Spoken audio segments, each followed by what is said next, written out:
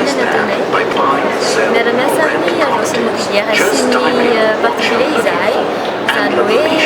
ho an'ny olona zany izay te hitady trano na tany hovidinana hofainy tena eo avetrany ny zavatra rehetra amidy ao aminay isaky ny annonce anankiray dia efa tonga dia ao anatin'io annonce io ny mombamomba ny contact an'le olona mivarotra anazy na mampanofa anazy tsy mila mandalo aminay zany izy fa tonga dia ao fotsiny dia vitany dia io misy hoe créer une annonce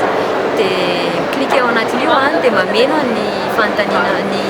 mombamomba anazy sy mametraka an'le description an'le annonce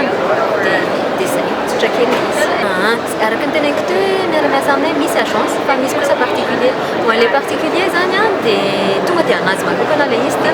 ny contact an'le olona eo amin'ny annonce tonga dia izy fa raha ho an'ny agence kosa dia contact an'le agence mipoitra eo dia le agence zany contactena aloha dia izay ifanarahany